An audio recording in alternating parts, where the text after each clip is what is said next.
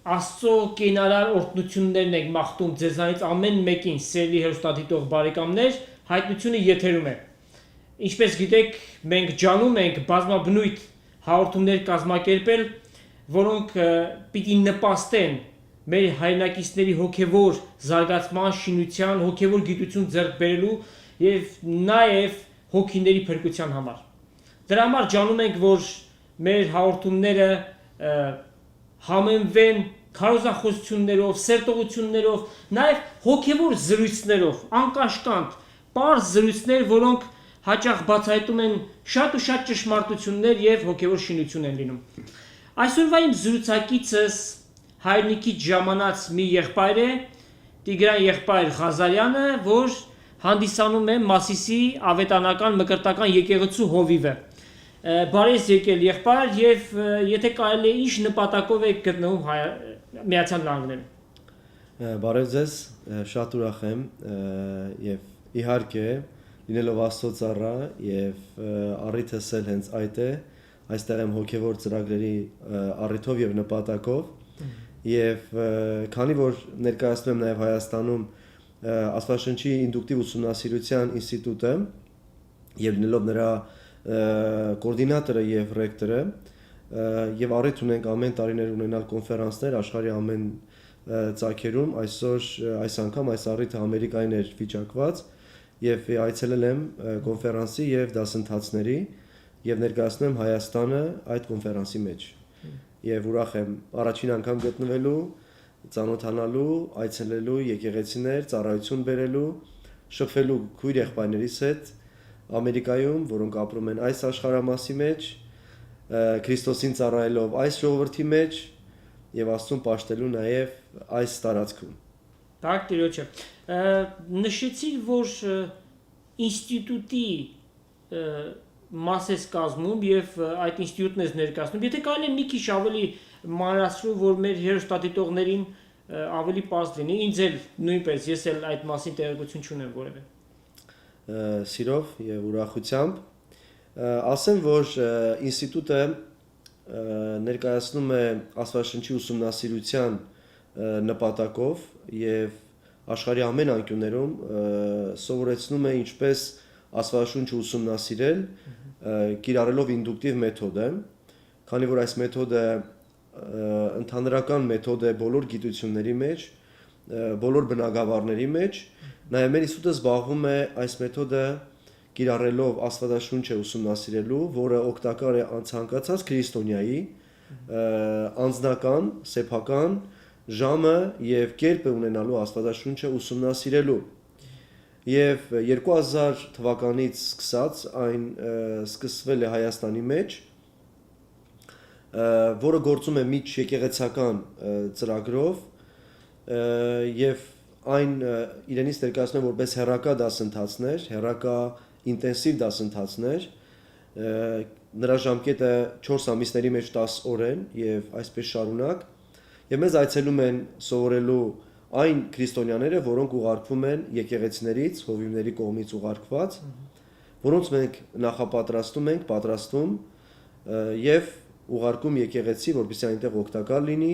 եկեղեցում ծառայությունների մեջ եւ իհարկե այն խոսքը, որ իրենք ուսումնասիրում են, նաեւ մեծ օրհնություն, շինություն է բերում իրենց անձին, իրենց ընտանիքին, նաեւ ավելի նպատակային առումով մեր ազգին նաեւ։ Այլ կերպ ասած, պատրաստում եք հոգևոր աշակերտներ, Սուրբ Գրքի աշակերտներ, որոնք պիտի հոգևոր գիտության մեջ զարգանան եւ այդ գիտությունը փոխանցեն նաեւ ուրիշներին։ Այո։ Այսօր ես գիտեմ շատերին հավատացյալներ, ովքեր որ Սուրբ Գրքի հետ կարելի ասել շատ դժվարությամբ են վարվում, չգիտեն որտեղից սկսեն, ինչ կարդան, այստեղից այնտեղից կարդում են, ինչ որ իրենց մոտ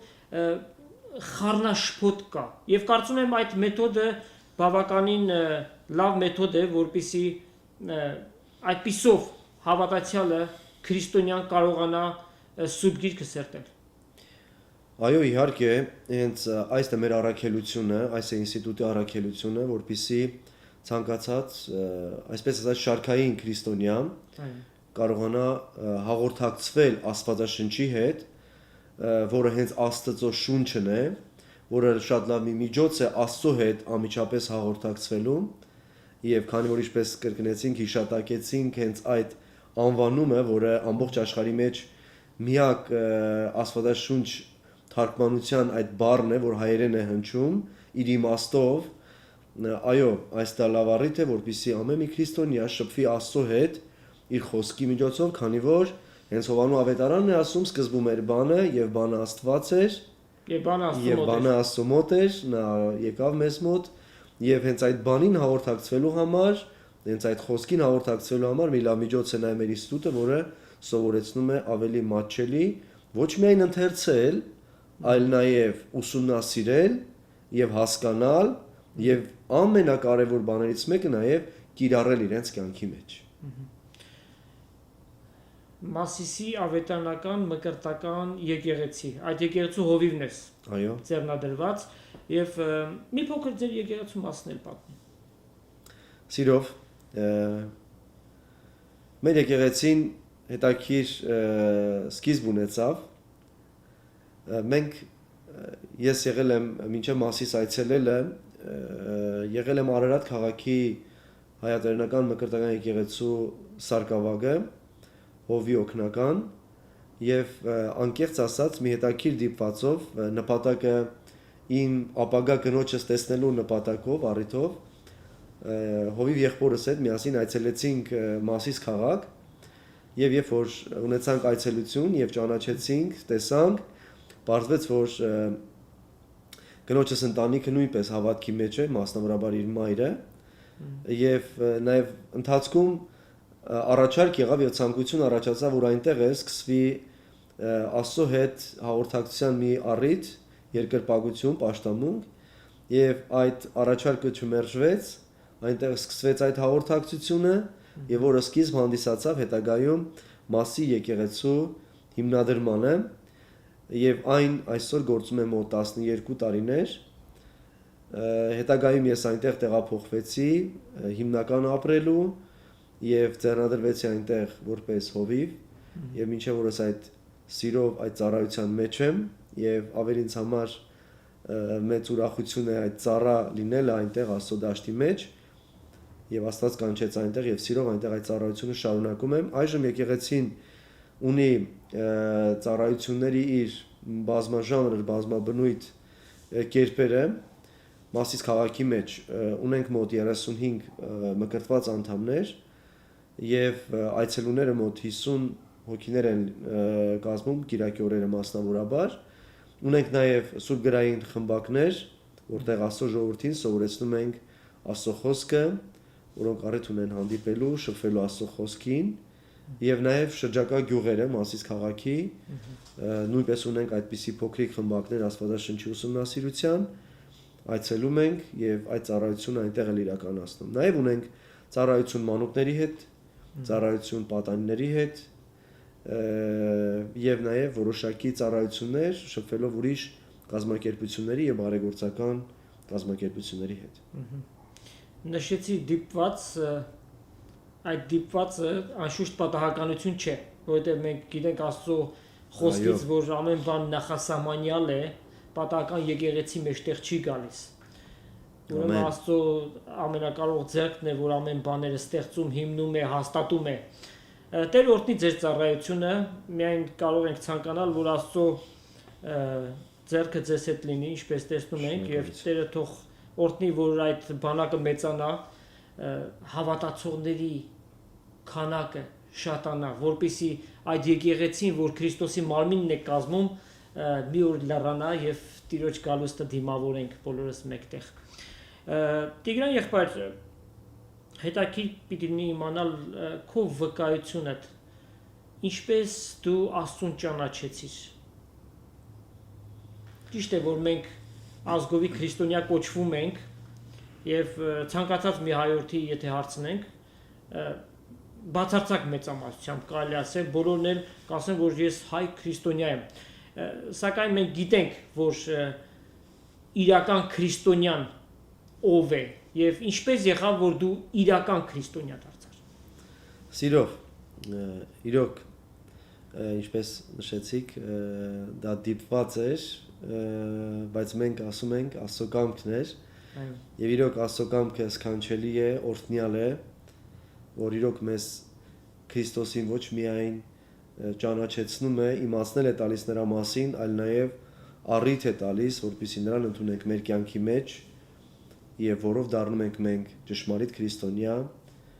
եւ վայելում ենք այդ Աստծո ներկայությունը, որը հավիտենական է։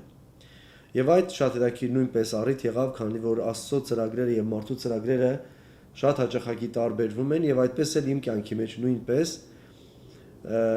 շատ մի առանձնահատուկ դեպք եղավ, երբ որ նախ ասեմ մի փոքրիկ նախաբան Աստծո մասին եւ Աստծո հետ փոխհարաբերությունների հետ կապված, երևի շատ պատանինական տարիքում գտնվող անձեր կվկայեն, որ այդ ժամանակ շատ անգամ մարդը հասունանալով ավելի իրեն հետաքրքրում է կյանքի հետ կապված հետաքրքրաշարժ հարցեր։ Եվ ինձ էլ էր այդ հարցը հուզում, եւ ինքս ինձ հաճախակի տալիս է այս կյանքի իմաստի մասին հարցը, թե որն է այս կյանքի իմաստը, նրա ապագան, նրա հետևանքները եւ նաեւ ես այդ ծրագրի մեջ ինչ դեր ունեմ եւ ինչ ծրագիր ունեմ։ Եվ միշտ գալիս էի մի անորոշության առաջ կանգնում եւ չկարողանալով դրա որևէ մի պատասխանը գտնել կամ տարբերակը գտնել։ Եվ հետագայում երբ որ առիթ եղավ, երբ որ դպրոցը ավարտեցի եւ առիթ ունեցա ընդունվելու ինստիտուտ, Երևանի պետական պոլիտեխնիկական ինստիտուտը 1986 թվականին ընդունվեցի, որից հետո 1 տարի հետո պետական օրենքի համաձայն մեկնեցի բանակ, 2 տարի ծառայելուց հետո վերադարձա եւ շարունակեցի ուսումս եւ որից հետո որպես շինարար, որպես ինժեներ մեզ ուղարկեցին որպես շինարարական պրակտիկայի Կիրովական քաղաք, երկրաշարժից դժված քաղաք եւ մեր փորձը այնտեղ կիրառելու համար մենք այնտեղ օգնում էինք շինարարությունը իրականացնելու եւ աջակցում էինք ռուսական եւ հայկական շինարարական խմբերին։ Եվ մեկ առիթով պրոբլեմ եղավ մեր համակուրսացիների հետ եւ այն ավելի վիճաբանության առիթ տվեց եւ այդ վիճաբանությունը ավելի խորացավ։ Եվ եկավ մի այնպիսի իրավիճակ, երբ որ այդ վիճաբանությունը հարթելու միջոցներ ես չգտա, չտեսա եւ կարծեցի, որ այնպես շարունակվի եւ ավելի վնաս բերի եւ իմ անձնական որոշումն ու մոտեցումն էր այն, որ մանավանդ այդ ճշնամության աղբյուր եւ սկիզբ հանդիսացող մեկ անձը, որը կար, որին ես փորձեցի ծրագրել եւ նրա մահվան դատավճիռը իրականացնել։ Եվ իրոք հետագայից նայելով այդ իրավիճակին, այդ իրադարձություններին, տեսա, որ Աստված ինձ կանչելի գործ եւ ծրագիր էր նախատեսել այնտեղ։ Եվ երբ որ մի առիթ եղավ, երբ որ մենք վիճաբանում էինք իրար հետ, բաժանվելով խմբերի, իհարկե համախոհների, մենք փոքրամասնություն էինք, նրանք մեծամասնություն, եւ այդ վիճաբանության քաշքշոցի ժամանակ իմ գրպանում մի դանակ կար դրված, ունեի ես հետս վերցրած, երբ որ այն ընկավ գետին, ասես բոլոր ուշադրության կենտրոնում այդ դանակը դարձավ եւ այդ քաշքշոցն ու ձեռսգրտուքը ասես մի պա դադարեց եւ բոլոր երբ որ նկատեցին դանակը եւ ամեն մեկը տեսնելով դրա ավարտը գուցե հետևանքները մի կողմ քաշվեցին ամենքը։ Երբ որ որոշ չափով հանդարտվեց այդ վեճը եւ անցանք մեր սենյակները, այնպես էր եղել, որ դիպվածը սկսել էր մի հետաքրքիր եւս առիթով, ասեմ, որ մենք մնում էինք փոքրիկ սենյակների մեջ եւ միայն մեր սենյակում կար մագնիտոֆոն կամ ձայնարկիչ։ Եվ այդ ձայնարկիչն էին գողացել։ Եվ մենք կասկածում էինք իրենց վրա, այդ անձանց վրա, բայց նրանք կտրուկ հրաժարվում էին, թե իրենք են վերցրել, որովհետեւ տարածքում ուրիշ մեկը չկար, որ կարող էին կարծել, կասկածել եւ դա ասեղ չէր, որ կորեր ընկներ եւ ոչ մեկը չնկատեր։ Բայց բանից պարզվեց, որ նրանք զգացին իրենց սխալը, թե չզգացին, հաջորդ օրը վերադարձրեցին։ Բայց հարցը լուծում չստացավ, ի մեջ ավելի այդ բարկությունը բորբոքվեց, եւ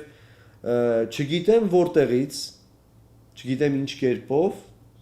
այդ մագնիտոֆոնի հետ մեկտեղ մեր ձեռքը մասնավորապես իմ ձեռքը ընկավ մի հոգևոր երգերի կասետ։ Ավելի կոնկրետ Ֆրունզ Արսենյանի երգերն էին։ Եվ ամբողջ գիշեր եւ լսում էի այդ երգերը, այդ երաժշտությունը, ավելի ճիշտ երգերը, եւ այդ երգի խոսքի բառերը, եւ մյուս կողմից իմ մտքի մեջ ծրագրվում էր այդ անձի սպանությունը։ Կերպը, ժամանակը, տեղը եւ մյուս կողմից զուգահեռ պայքար էր գնում Աստծո կողմից այդ երգերի բառերի միջոցով։ Եվ փառք Աստծո, որ վերջապես հաղթեց Աստծո խոսքերը, Աստծո բառերը, Միշտ ուղղված ինձ, Միշտ։ այո։ Եվ իհարկե այդ առիթը ինձ հեռու պահեց այդ ոճրագործությունը իրականացնելուց, բայց ես հետո հասկացա, որ դա Աստծո կողմից ուղարկված իր ձայնն էր, իր թակոցներն էին իմ սրտին, որ ես բացեմ եւ իրեն իմ կյանքի մեջ ընդունեմ։ Բայց սա լոկ միայն թակոց էր, բայց փառք Աստծո, եւ նայն հետագայում իր արդյունքը տվեց, որ արդեն ես իրապես իմ սիրտը բացեցի եւ Հիսուսին ընդունեցի իմ կյանքի մեջ, արդեն լսելով ուղղակիորեն քարոզը, պատգամը, բարի լուրը եւ չմերժեցի այդ հրավերը եւ սիրով ընդունեցի Հիսուսին իմ սրտի մեջ։ Տակ Տիրոջը Աստծո խոսքը ասում է իմ խորհուրդները ձեր խորհուրդներից այնքան բարձր են, որքան երկինք երկրից բարձր են։ Մենք չգիտենք Տիրոջ գործերը։ Հաճախ երբ որ ամեն բան բարի ավարտ է ունենում, մեկ հայացք ենք ետ գցում, այն ժամանակ ենք հասկանում, թե Տերը ինչ ծրագրեր ուներ։ Եվ ամեն մեկի համար Աստված ծրագիր ունի։ Այդպիսի մեկը չկա երկրագնդի վրա, որին Աստված հոգ չտանի, որի մասին չմտածի։ Սակայն հարցը գալիս է այստեղ, թե քո ազատ կամքովդ պիտի ընդունես, թե պիտի մերժես։ Եվ Այո։ քո ազատ կամքովը դու ընդունեցիր, եւ դա քո փրկության այդ միջոց եղավ։ Եվ այդ օրվանից սկսած սիրտը տվեցիր Տիրոջը, ինչ արեցիր, եկեղեցի եւ այլն, ինչպես դասավորվեց հոգեվոր կյանքդ։ Իրոք շատ հետաքրքիր եւ շատ ուրախ սկիզբով իհարկե ամեն մեկ անց իհարկե երբ որ ընդունում է Քրիստոսին, նոր է ճաշակում Քրիստոսնով է։ Իրոք նոր է զգացվում տարբերությունը, նոր է զգացվում եւ տեսանելի լինում այն եւ այդ առիթ եւ փորձառություն ունեցա Երևանի մեջ, շարունակելով իմ ուսանողական այդ տարիները անցկացնել Երևանում եւ զուգահեռաբար բաց չէի թողնում որևէ մի առիթ այցելելու եկեղեցիներ, լսելու Աստծո խոսքը եւ այդ ծարավն ու փափագը իմ ոտքերը ոչ թե ուղղում էր, այլ վազեցնում էր այս եկեղեցից, այն եկեղեցին པարզ մանկական փափագով, ցանկությունով լսել Աստծո խոսքը, ավելի շատ բան իմանալ Աստծո մասին, Աստծո ծրագրերի մասին եւ իհարկե այդ փափագը Աստված առատապես լեցնում էր եւ հետագայում էլ երբ որ ես վերադարձա իմ ծննդավայր, այնտեղ էլ սկսեցի Քրիստոսին վկայել, պատմել, մասնակցել այնտեղ տեղ ունեցող պաշտամունքներին, հետագայում ծանոթացա այնտեղի եկեղեցին, որը գործում էր Արարատ քաղաքի մեջ, եւ ավելի հետագայում այնտեղ ձեռնադրվեցի որպես սարկավակ, իմ ծառայությունը բերեցի եւ իբարս Աստծո նաեւ Աստված առիթ տվեց ինձ տված այն շնորհքը գիտության հետ կապված բնակավարում, որ սովորել էի ինստիտուտում, իհարկե շինարարության մեջ չկարողացա աշխատել, որովհետև ավարտեցի ինստիտուտը մոտ 92 թվականին, 92-3 այդ թվականներին եւ այն ժամանակ չկար որևէ մի շինարարություն, որ իրականացեր, որտեղ ամեն բան պատերազմի համար էր, Ղարաբաղյան, ամեն մի միջոց այնտեղ էր տեղափոխվում եւ ստիպված եղա դպրոցում աշխատել որպես ուսուցիչ, դասավանդում էի այնտեղ ֆիզիկա առարկան, որպես տեխնիկական գիտություն եւ նաեւ քանի որ ինստիտուտին զուգահեռ ավարտեցի տեխնիկական անգլերեն լեզվով թարգմանչական ֆակուլտետը, նաեւ դասավանդում էի անգլերեն լեզու դպրոցում եւ մոտ 7-8 տարիներ նաեւ դպրոցում դասավանդեցի եւ առիթ եղավ այնտեղ էլ Քրիստոսի մասին պատմելու, խոսելու թե իմ աշակերտներին եւ թե իմ գոլեգաներին, ուսուցիչներին եւ նաեւ իմ համագյուղացիներին։ Հայրենիքում շատ տարբեր քրիստոնեական համայնքներ կան։ Անշուշտ հավատքի հիմքը Հիսուս Քրիստոս է։ Բայց համայնքներ կան եւ դա փաստ է եւ նրանք բոլորն էլ գործում են։ Ինչ գործունեություն ունեք կամ ինչ գործակցություն ունեք այդ համայնքների հետ։ Այդ գործակցությունը կայանում է հետևյալ կերպ եւ հետևյալ առիթներով։ Նախ եւ առաջ, քանի որ մեր ինստիտուտը, որի մեջ ես ծառայություն եմ բերում եւ որպես պատասխանատու, մեր ինստիտուտը իր էությամբ միջարանվանական է եւ համագործակցում է ավետարանական եկեղեցիների հետ եւ ունենում ենք ուսանողներ շատ ավետարանական եկեղեցիներից մեկ բնակավարը հենց դա է եւ որի առիթով նաեւ կապ է ստեղծում այդ եկեղեցիների հետ, հովիվների հետ։ Մեկ ուրիշ առիթ եւ հնարավորություն կա եւ ծառայություն կա, որպես կազմակերպություններ նմանատիպ, որտեղ նույնպես տարբեր հանրավանություններ են գործում, ինչպիսին է Գեդեոն միսիան Հայաստանի մեջ, որտեղ մեր եկեղեցին եւս ունի այդ ծառայությունը, նմանատիպ նաեւ նոր կյանք կազմակերպությունը, որտեղ նույնպես մեր շատ սիրելի եղբայրներն են, նույնպես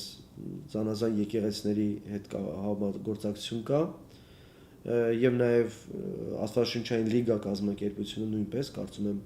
դրանք առիթներ են, այո, որոնք այս կերպերով մենք ունենում ենք կապ, հաղորդակցություն ուրիշ եկեղեցիների հետ։ Գանք աշխարհի միակ ամենաքաղցր, ամենակենարար գրքին, որից կտրվել անգամ չի լինում։ Մեր կյանքի ուղեկիցն է միջև գերեզման։ Սերունդներ, տասնյակ սերունդներ սնվել են այս գրքով, իրենց փրկությունն են գտել այս գրքի բերած պատգամներով։ Խոսենք Աստվածաշնչի մասին։ Ինչ ես կարծում, որքանով Աստվածաշունչը այսօր դերակատարություն ունի հավատացյալների կյանքի մեջ։ Ես գիտեմ հավատացյալներ, որ երբեք չեն կարդում։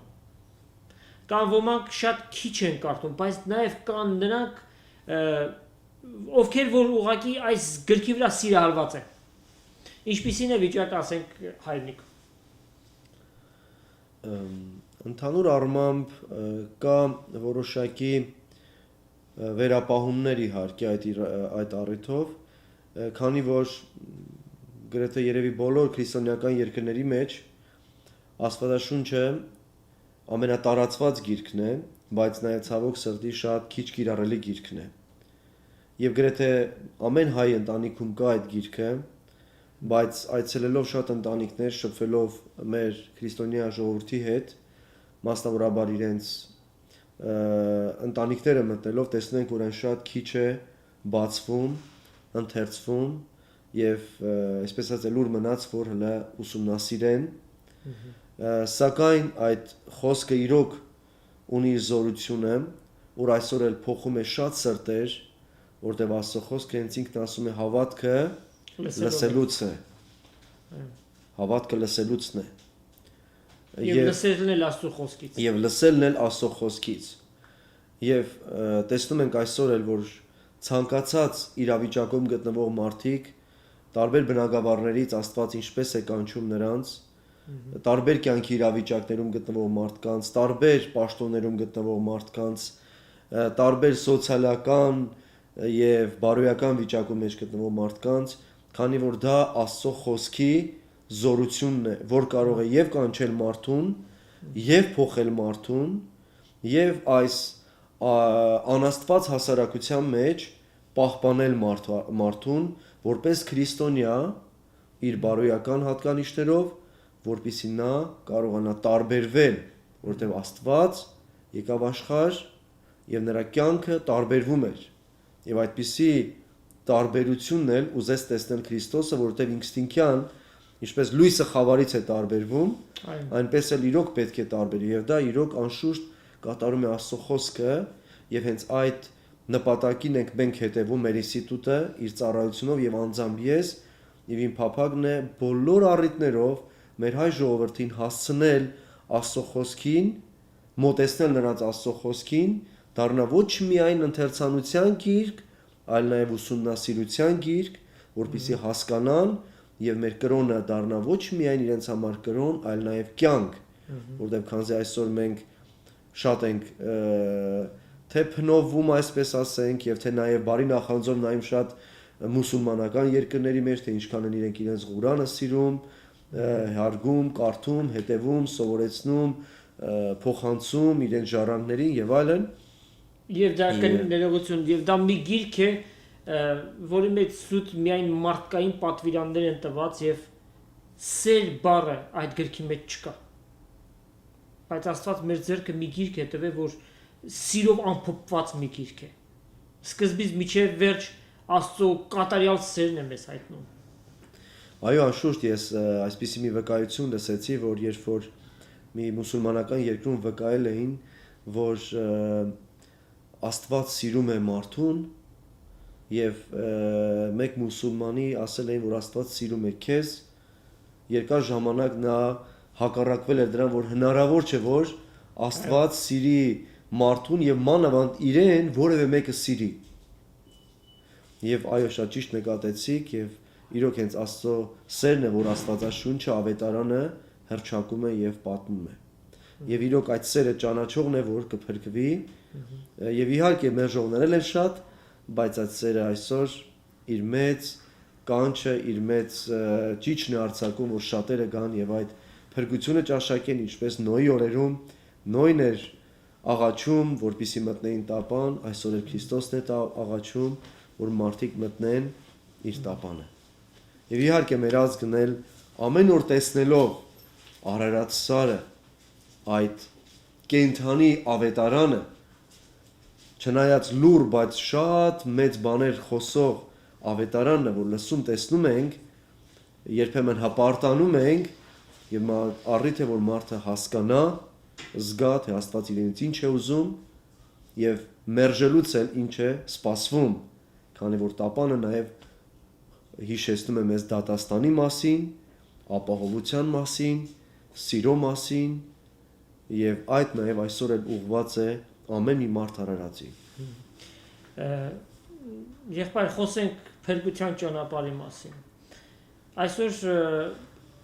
բոլոր կրոններն էլ այս կամ այն ձևով ճանապարհներ են ցույց տալիս։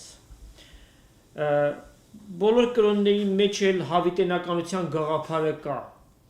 Եվ ընդհանրապես Աստված մարդու սրտի մեջ հավիտենականությունը ճանաչելու փափագը դրել է, ինչպես ժողովողի գրքի մեջ է գրված։ Այո, այո։ Խոսենք փրկության ճանապարհի մասին, միակ ճանապարհի մասին, խնդրեմ։ Այո, Հիսուսն ասեց, ես եմ ճանապարհը, ճշմարտությունը եւ կյանքը։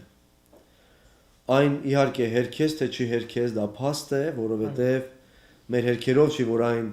իր ուժը, իր կարողությունը պիտի կորցնի։ Եվ այսօր էլ այո, ինչպես նշեցի եւ զուգահեռներ անցկացրեցի, այդ փրկության կանչը եւ Քրիստոսի այդ թակոցները ամեն մարդու կյանքի սրտի մեջ այսօր էլ բաբախում է, այսօր է թակոցը կա եւ այսօր էլ Քրիստոսը այդ նույն հայրական սիրով հրավիրում է շատ կորսված, մոլորված, անառակ որդիների, որոնք իրենց արդար են ձևացնում կամ աստվածապաշտ են ներկայացնում, օրինապաշտ են ներկայացնում, ավանդապաշտ են ներկայացնում, այսօր ցավոք սրտի շատ հեռու են, բայց սակայն այսօր Աստված իր սերը այնպիսին է, որ նա չի դադարում կրկնելով, անդադար ասելով եւ այսօր էլ հրավիրում է ամեն մի անձի, ամեն մի անհատի, որ չփակի իր սիրտը Աստծո թակոցներին եւ Աստծուն ոչ միայն հյուր, այլ նաեւ իր կյանքի մեջ որպես մնայուն բնակիչ ընդունի։ Եվ այսօր էլ այդ հնարավորությունը կա։ Այսօր է փրկության օրը։ Վաղը ուշ կլինի։ Վաղը մերը չի խոստացված եւ ոչ մեկը չգիտի այդ վաղվա մեջ իր լինելու կամ չլինելու մասին։ Թող այսօր չարը մեզ երբեք չմոլորեցնի։ Երբեք հետաձգելու մեզ չքաջալերի եւ հակառակը այսօր լսենք Աստծո ձայնը, որը ճիշտ հակառակ ճանապարհով կանչում է դեպի փրկություն, դեպի սրտի կանչ, սրտի պատասխան Աստծո հրավերին, որ այսօր Հիսուս սպասում է, որ ամեն մարդ այսօր Աստծո հրավերը եթե չմերժի, Հիսուսը այսօր կմտնի իր կյանքի մեջ, իր սրտի մեջ։ Միայն թե Աստծո խոսքը ինչպես ասում է, եթե սրտով հավատաս եւ բերանովդ խոստովանես, Աստված հավատարիմ է եւ արդար, ներելու, մաքրելու քո սիրտը եւ գալու ու բնակվելու քո սրտի մեջ։ Եվ թող սիրելի բարեկամ, այսօրը դառնա քո համար շատ հիշարժան, շատ օրհնյալ եւ այս սքանչելի երաշխիքը առիթը որ տրված է քեզ բացվի թող եւ չես փոշմանի, չես զղջա, կվայելես հավիտենական ուրախություն, հավիտենական մխիթարություն եւ այն միայն Հիսուս Քրիստոս կարող է տալ քեզ։ Եկ Հիսուսին, բացիր քո սիրտը եւ դարձիր նրա զավակը եւ դարձիր նրա հավիտենականության ժառանգորդը։ Այսօր բոլոր կրոններն էլ առաջարկում են փրկություն, որ հիմնված է մարդկային գործերի վրա։ Այս արա կամ այն մի արա սկզբունքի վրա, որով մարդը իր փրկությունը պիտի շահի։ Եվ դա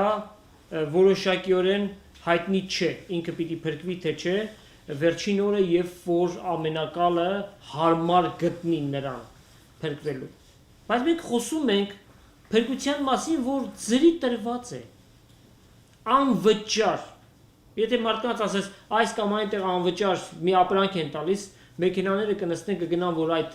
ապրանքը ստանան։ Այսօր քարոզվում է եւ համայն աշխարհում է քարոզվում, որ փրկությունը ծրի է, անվճար է, ոչինչ չպիտի տաս փրկվելու համար։ Քրիստոս արդեն վճարել է։ Խոսենք այդ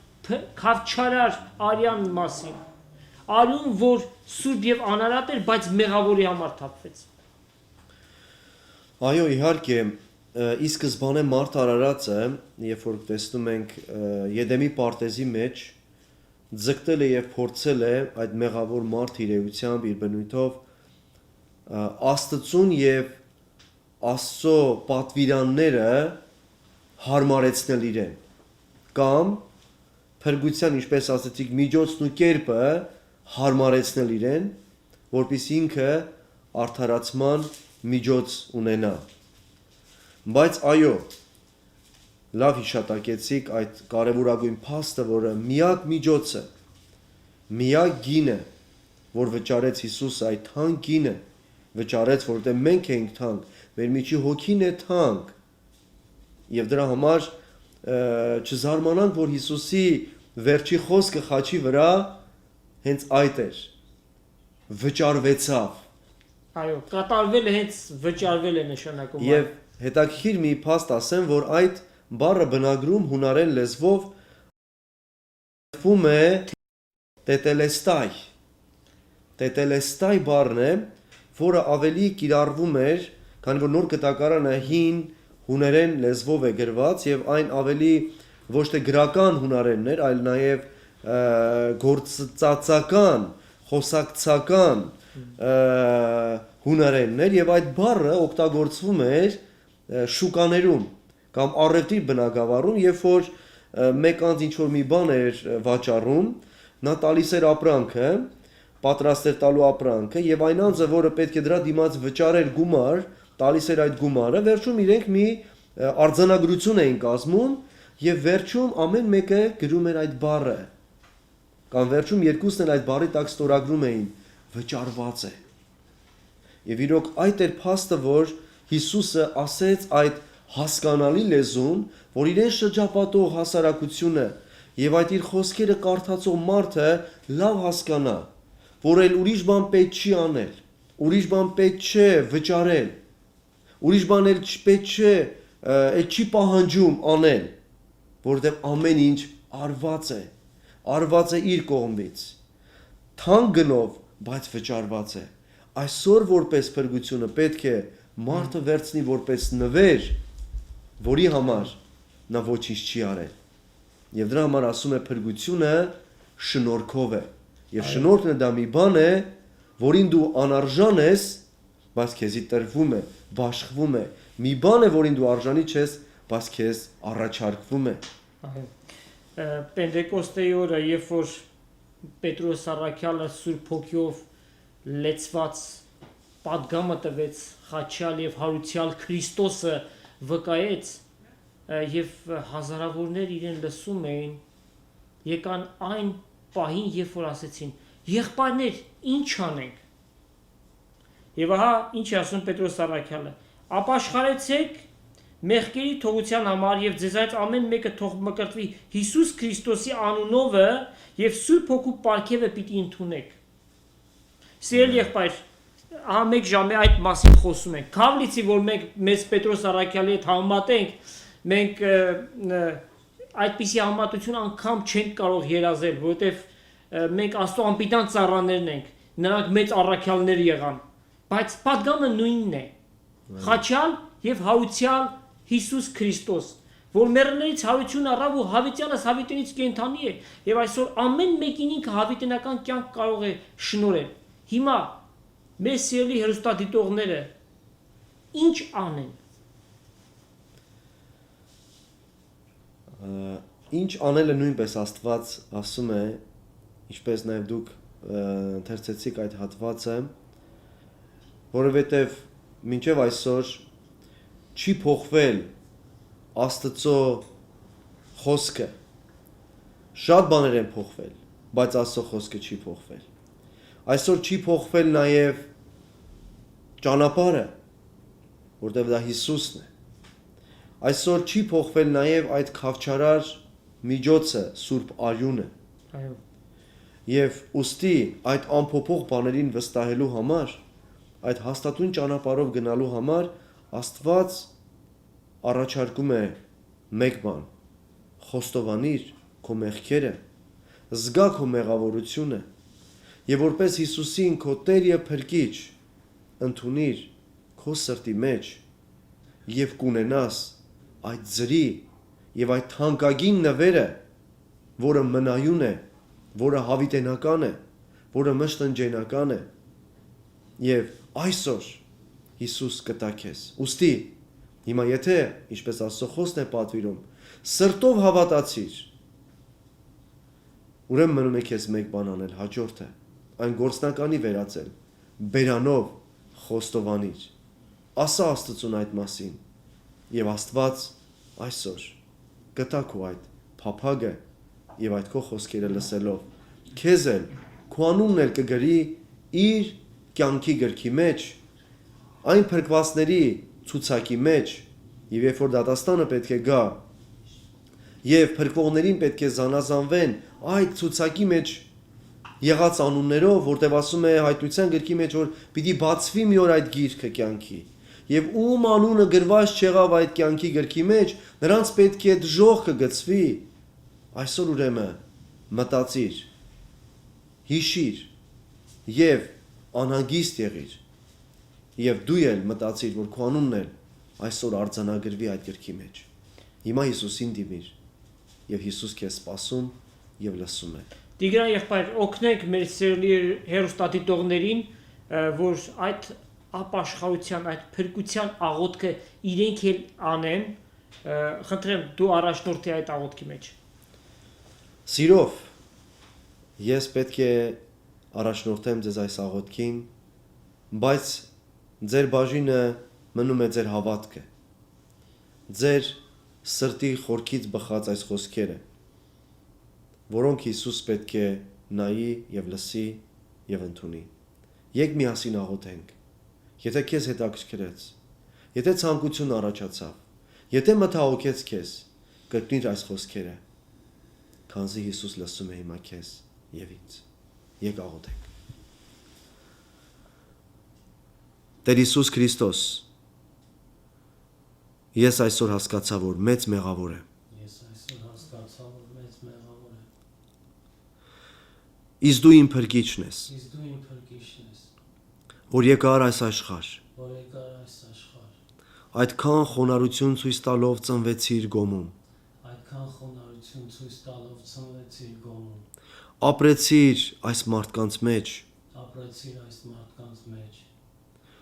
օգնելով եւ փորձելով ամեն նրանց կարիքները հոգալ։ Օգնելով եւ փորձելով ամեն կարիքները հոգալ։ Ցույց տալով քո գութն ու ողորմությունը Ցույց տալով քո գութն ու ողորմությունը։ եւ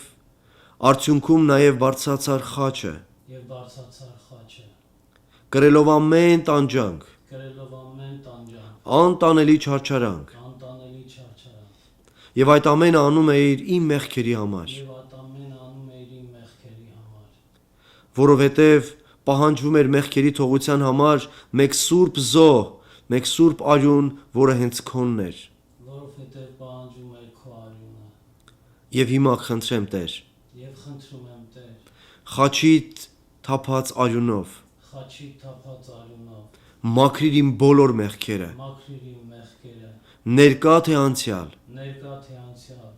եւ իմ մեջ մի նոր սիրտ ստեղծիր։ եւ իմ մեջ մի նոր սիրտ ստեղծիր։ Եկ եւ բնակվիր, Եկ եւ բնակվիր, դարձիր իմ Տերը, դարձիր իմ Տերը, իմ փրկիչն ու Աստվածը, իմ փրկիչն ու Աստվածը, եւ իմ անունն էլ գրիր եւ իմ անունն էլ գրիր կյանքի գրքի մեջ, կյանքի գրքի մեջ, եւ օգնիր Տեր, եւ օգնիր Տեր, այսուհետև այսուհետև ապրեմ քո համար, ապրեմ քո համար, պատմեմ քո մասին պատմեմ քո մասին եւ ձգտեմ կատարել քո կամքը եւ ձգտեմ կատարել քո կամքը եւ նմանվեմ քեզ։ եւ նմանվեմ քեզ, Տեր Հիսուս, Տեր Հիսուս։ այս ամենը խնդրելու համար ես անարժան եի։ Այս ամենը խնդրելու անարժան եմ։ Խնդրում եմ քո անունից Խնդրում եմ քո անունից եւ քո թափած արյան արժանիքով, եւ քո արյան արժանիքով, որ փառավորվես որ փառավորվես Հայր, Որդի եւ Սուրբ Հոգի։ Հայ, Որդի եւ Սուրբ Հոգի։ Ալելույա, ամեն։ Ալելույա, ամեն։ Ամեն։ Ապաշխարելու այս պահը մենք հավատում ենք, որ ամեն զորություն Աստծուց է։ Այո։ Խոսքերը չեն, որ զորություն են տալիս, այլ սրտի դիրքն է զորություն տալիս, Աստված լսում է այդ ամենը։ Հաճախ թյուր կարծված մի բան կա, որ անգամ կղերականներ կարծում են, որ երբ որ ասում ենք ապաշխարեք, վերջացավ, մենք մարդուն տալիս ենք փրկություն, քավլիցի մենք չենք տալիս, տվողը Աստված է, եւ նաեւ մենք միշտ էլ վկայակոչում ենք Աստծո խոսքը, որ ապաշխարությունը առաջի քայլն է, փրկությունը ճաշակելու համար, որից հետո գալիս է կյանք, հոգևոր կյանք, որ լեցուն է ապաշխարությամբ։ Մեր ամբողջ կյանքը ապաշխարություն է։ Մեր կատարած ամեն մի սխալի համար մենք ապաշխարում ենք։ Այո, բացատրում։ Հիմա պատկերացնենք եւ հավատում ենք, որ ոմանք իրենց սիրտը Աստծուն տվեցին հենց այսօր։ Այդ աղոթքը իրենց սրտերի մեջ անկեղծությամբ անելով։ Վերստին ծնունդ ունեցան, ինչպես Աստծո խոսքն է մեզ վկայակոչում եւ հավաստիացնում է, եթե մեկը հավատա, վերստին ծնունդ պիտի ունենա, Հիսուս իր հոգյով պիտի գա եւ մեր մեջ պիտի բնակվի։ Հաջորդ քայլը ինչ պիտի անի այդ անհատը։ Շատ սիրով։ Ընդհանրապես այո, ինչպես նշեցիք, ապաշխարություն բառը հունարենում եւ բնագրով բացատրվում է կյանքի փոփոխություն, ավելիով ասեմ մտքի փոփոխություն, սրտի փոփոխություն, կամ այլ կերպ ասած ներքին փոփոխություն։ Այո։ Եվ այդ փոփոխությունը, որը սկսվում է ներսից, հնարավոր է չանդրադառնա եւ այն չերևա նաեւ արտաքնապես։ Եվ դա էր փաստը, որ երբ որ Հովանես Մկրտիչը մկրտում էր եւ նրան մոտենում էին մարդիկ մկրտվելու, նա շեշտում էր. ապաշխարեցեք եւ ավելի ապաշխարության արժանի պտուղներ բերեք։ Այսինքն ապաշխարությանը պետք է հետևի փոփոխություն, շարժ։ Ուստի այո, այդ ապաշխարությունը պետք է երևա անձի մեջ եւ երևում է անձի մեջ եւ գրեթե բոլորն են վկայում այդ իրական փոփոխությունը, որը եւ թե զգացմունքային է եւ նաեւ թե իրական է, որը երևում է իր վարքի մեջ, իր պահվածքի մեջ եւ որը եւ վկայում են շրջապատի մարդիկ։ Իսկ այսօր այս կոչին արձագանքող ամեն մեկ անձ, ամեն մեկ անհատ, երբ որ արեց այս քայլը, նրան ինչպես նորածին մանուկի նշեցիք, անհրաժեշտ են 3 կարևոր բաներ, որը սիրով ես այսպիսի օրինակներով եմ ներկայացնում։ Մանուկին անհրաժեշտ են 3 բաներ. մայրական կաթ, չզարմանաք ասելով, որ նաև նրա լացը եւ նաև մայր։ Ինչու համար։ Երեխան չի կարող աճել առանց կաթի։ Եվ նա ավելի լավ է աճում մանավանդ մայրական կաթով։ Իսկ Աստծո խոսքը ուստի դրա հետ համատվում է ասելով դա անխարդախ կաթն է։ Ուստի կառաջարկեմ, որ սիրելի հոգի ամեն օր նպատակաուղված կերպով քիչ թեկուս, բայց հաճախակի ընթերցիր Աստծո խոսքը։ Եթե կլինեն դժվարություններ հասկանալու, գրիր եւ մոտեցիր որևէ մի քրիստոնյայի, որևէ մի եկեղեցի եւ այնտեղ դրա պատասխանն իմացիր։ Երկրորդը, քեզ շատ անհրաժեշտ է այդ լացը նաեւ, որով փոքրիկ մանուկը արտահայտում է իր կարիքները, իր հոգսերը, իրեն հուզող հարցերը։ Եվ մայրը լսելով զավակի լացը հասկանում է, որ նա ունի խնդրեմ, կարիք, դա քո աղոթքն է։ Ունեցիր այդպիսի լացի պահեր։ Գուցե այն լինի ուրախություն, գուցե այն լինի գոհունակություն, գուցե խնդրանք, գուցե խոստովանություն, բայց արա այդ քայլը։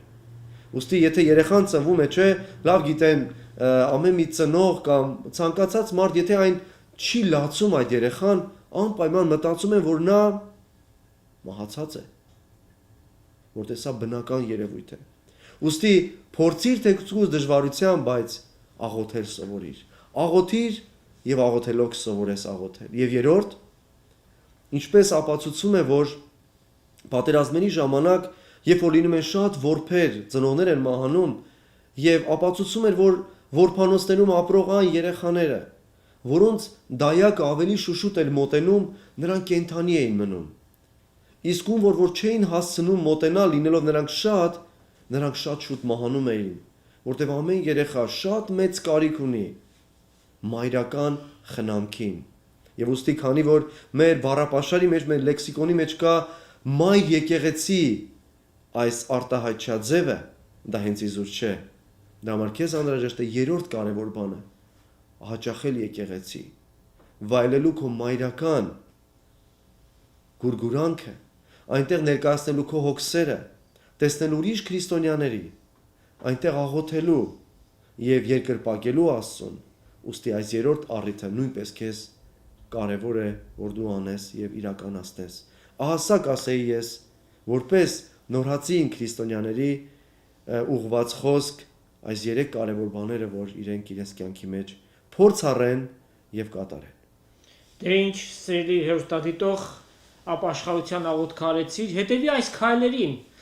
Դրանք օգտակար են քո հոգևոր շինության, աճի, հոգևոր գիտություն ստանալու եւ քրիստոնյային վայել կերպով այս կյանքը ապրելու համար։ Սիրելի Տիգրան եղբայր, Աստծո օրհնությունները քեզ եւ քո ընտանիքին, նաեւ Քրիստոսով մեր եղբայր քույրերին հայրենիքում, Աստծո օրհնությամբ եւ ապահովությամբ հասնես հայրենիք, քո ընտանիքդ եւ Տերը թող մեծապես օրհնի բոլորիդ։ Սիրելիներ, Աստծո առատ օրհնությունները, սերը, խաղաղությունը ձեզ ամեն մեկի հետ թող լինի։ Ամեն։